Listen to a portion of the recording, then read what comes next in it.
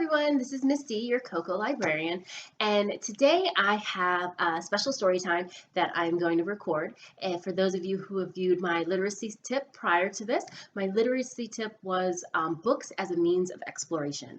So today I am reading a book that deals with loss and grief. So for those of you who follow my Instagram feed, you know already that I recently just lost my four-legged friend Pete, the one who usually used to pop up in my programs every now and again. So today I am going to dedicate my wonderful story time to my four-legged friend who has passed, Pete. So today I'm going to be reading The Rough Patch, and this is an awesome book. It was a Caldecott honor book, so I hope that everyone enjoys. And if you get some time, the information will be in the description below, so make sure you check it out. It's available, I'm sure, at your local library since it's one of the newer Caldecott honor books, or I'm sure it's available at Barnes and Nobles or any local bookstore. So you want to make sure that you're checking it out. So here it is, The Rough Patch.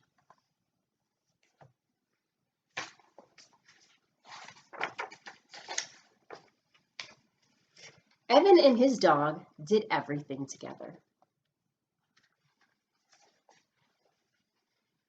They played games and enjoyed sweet treats. They shared music and adventures.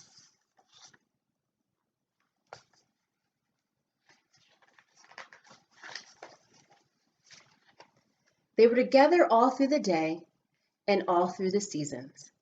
But what they loved most was working in Evan's magnificent garden.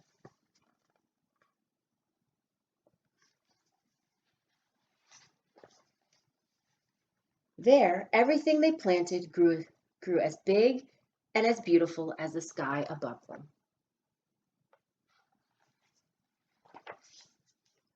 But one day, the unthinkable happened.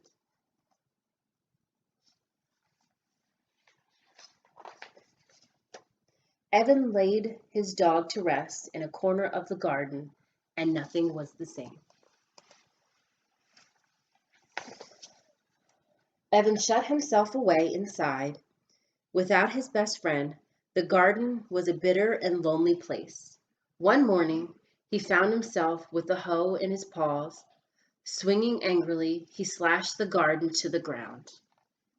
There he is, just slashing away at the garden. He hacked it all to bits and threw everything into a heap. So here's the heap, which is like just a big pile.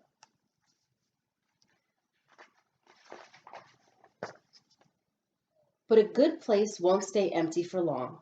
New plants sprouted and stretched towards the sky. Weeds, itchy ones, spiky ones, and prickly ones, foul-smelling ones. These weeds suited Evan just fine, so he took care of them.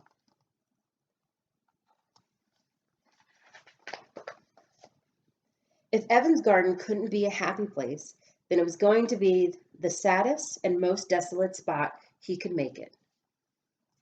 There we go. Sad and kind of dark and a little lonely.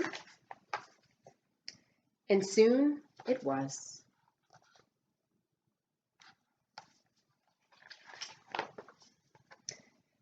When Evan found a pumpkin vine sneaking in under the fence, he raised his hoe to chop it. But then he considered its prickly stems, fuzzy leaves, and spidery, twisty tendrils. He let it be. So he's letting this little pumpkin that's growing stay in his garden. As the pumpkin vine grew, Evan cleared the weeds from its patch and watered it. The vine responded to its care. So there we have the pumpkin growing a little bit. It's all nice and green.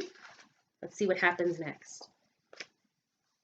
Around the time the evening air began to cool, Evan felt an old familiar sense of excitement.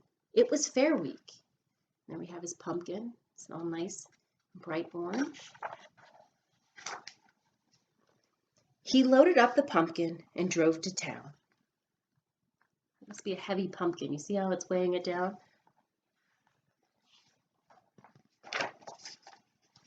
He took care of important fair business.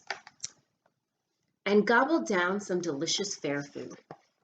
There we go. He's having a good time so far.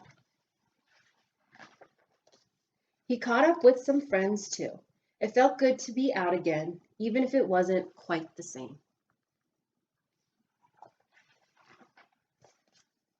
Evan's pumpkin won third place. Prize is $10, or one of the pups in that box, the judge said. I'll take the 10, said Evan.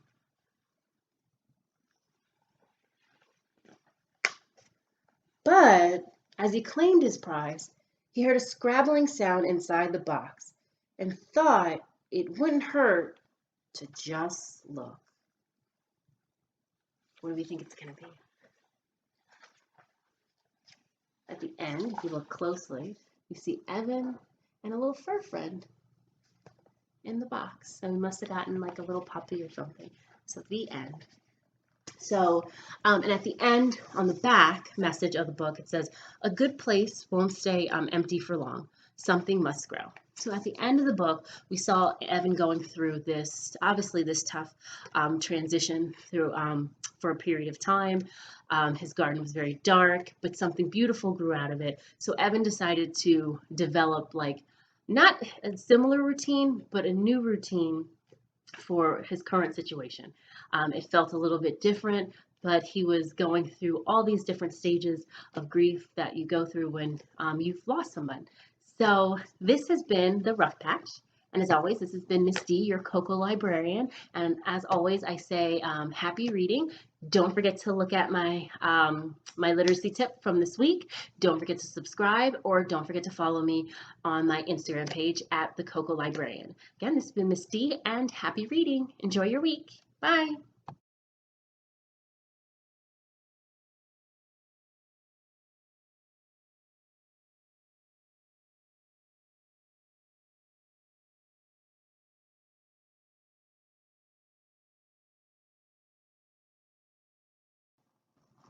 This has been Misty, the Cocoa Librarian.